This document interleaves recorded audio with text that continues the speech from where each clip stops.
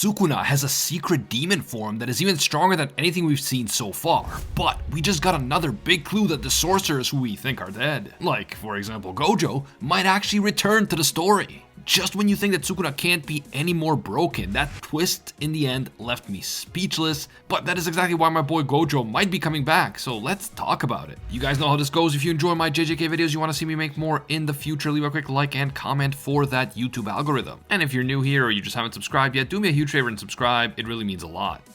Man, this break felt a lot longer than it actually was because the story is so freaking intense right now that every break feels like an eternity. But in case you need a quick reminder, in the previous chapter we learned that Yuta was the one who consumed Sukuna's final finger, and that is how he learned to use Sukuna's curse technique. Yuta and Yuji had anticipated all of Sukuna's moves, and everything they've done up to this point was done so that Sukuna's own power and his control of Megumi's soul would be weakened enough for them to separate Megumi's soul from Sukuna, which would allow them to destroy Sukuna while still saving Megumi. Yuta used maximum output Jacob's ladder in order to separate Sukuna from Megumi's soul, just long enough for Yuji to locate the soul and speak to Megumi directly. But when Yuji tried to wake Megumi up and encourage him to regain control of his body, Megumi's soul didn't want to fight. It was like he had given up and he no longer had the will to live. Megumi's refusal to cooperate threw a serious wrench into Yuji and Yuta's plans, and like moments later, we see Sukuna successfully cutting through Yuta. At first glance, Yuta's wound looked really severe, and it looked like Sukuna might have just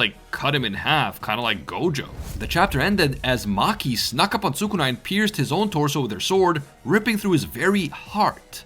But after this crazy twist, we were left with more questions than answers. How badly are Yuji and Yuta injured? Will Maki actually do any real damage to Sukuna with her soul-splitting sword? Or is this gonna be yet another instance of Sukuna just turning the tables on his opponents and coming out on top, as usual? JJK is known for having a lot of cliffhangers, but this was definitely one of the crazier ones, in my opinion. And as is often the case after huge cliffhangers, the latest chapter doesn't begin in the present moment. Instead, it begins with a quick flashback to moments earlier. Ino and Kusakabe are standing outside of Yuta's domain before it collapsed and mentioning that the domain has been moved to the perfect spot by Yuta. This chapter once again emphasizes one of the main points from the last chapter, which is the fact that the sorcerers planned this fight out very carefully. Much of what has happened in the fight so far was anticipated by the sorcerers, and the reason why Sukuna seems to be kind of struggling at this point is because he seems to have fallen into the sorcerer's trap. In fact, Yuta's domain crumbling and Maki running in there for her surprise attack was also part of the plan all along, which is something that we could have predicted. Maki's timing was especially perfect. She appeared just when Sukuna least expected it, and when she was needed the most. That's because Yuta gave the signal for Maki to enter when he felt Sukuna was the most vulnerable. So again, everything was planned and timed with great care.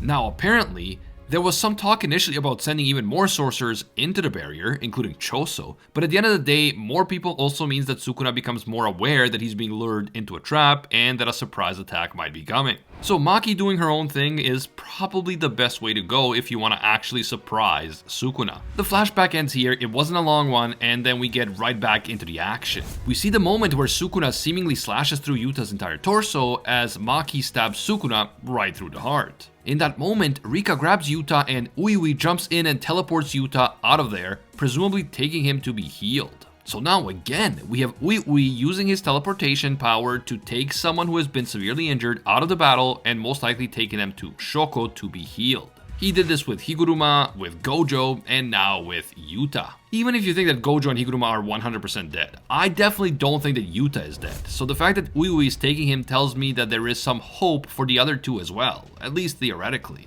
Clearly, Shoko and the sorcerers have something set up to try to heal even the most severe injuries. Every other aspect of the battle was very carefully planned, so I'm sure that this part with Uiui taking the injured away is also a carefully planned component of the sorcerer's strategy. If that wasn't the case, then Uiui risking his life over and over again would make no sense. So rise up all my fellow Gojo copers, because there might be some hope for us yet. Uiui and the sorcerers are definitely up to something, and we might still be shocked by the outcome of their actions. The sorcerers might still have some tricks up their sleeve, some forbidden secret healing technique that can defy even death itself. I mean, Sukuna demonstrates one of these techniques in this very chapter, but more on that later. Back to the fight between Sukuna and Maki. It's clear that even though Sukuna was injured by Maki's surprise attack, he is still fully functional and he is still able to dodge Maki's attacks and hold his own in the fight. Now that he let himself be surprised by Maki, Sukuna realizes that everything that's been happening has been carefully planned out by the sorcerers, and he realizes that to some extent he did fall into their trap. One extremely important factor right now is the fact that Sukuna isn't able to heal his injuries made by Maki's Soul Splitter sword. Wounds that are inflicted by Maki's special soul-splitting katana can't be healed with normal reverse curse technique because they are not just normal physical wounds. They cause wounds to the soul itself, and wounds to the soul require special healing technique. To heal one's soul, one has to be able to clearly see the outline of their own soul. At the moment, Sukuna is unable to do that because the reverse curse technique required to heal souls is different from normal RCT. But the Gojo battle and the other battles that he has been engaging in have left Sukuna somewhat drained, and this ability to heal the soul seems to have been particularly affected. Now for his part, Yuji still isn't giving up on Megumi, and he calls out, "Fushiguro, it's not over yet." But as he is trying to run, we see Yuji suddenly fall to the ground and start coughing up blood.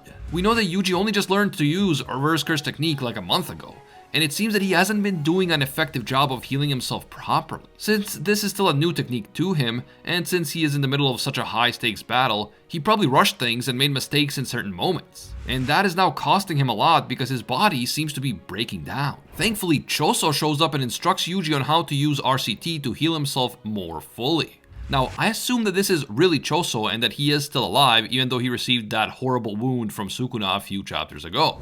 Unless this is supposed to be like a memory of Choso in Yuji's mind from when Choso was previously teaching him about RCT. I'm not 100% sure, but Choso's main point is that Yuji has to focus on circulating his blood to every corner of his body, kind of like a plant spreading its roots in the ground. He has to imagine completing the entire outline of his body with his blood vessels, and he has to essentially heal every corner of his body thoroughly. He can't rush or cut corners. Back to the battle between Sukuna and Maki, and we see them fighting and exchanging blows while moving at an extremely rapid pace. So yeah, for a guy who was just stabbed through the heart with a special soul-splitting sword, Sukuna seems to be holding up quite well.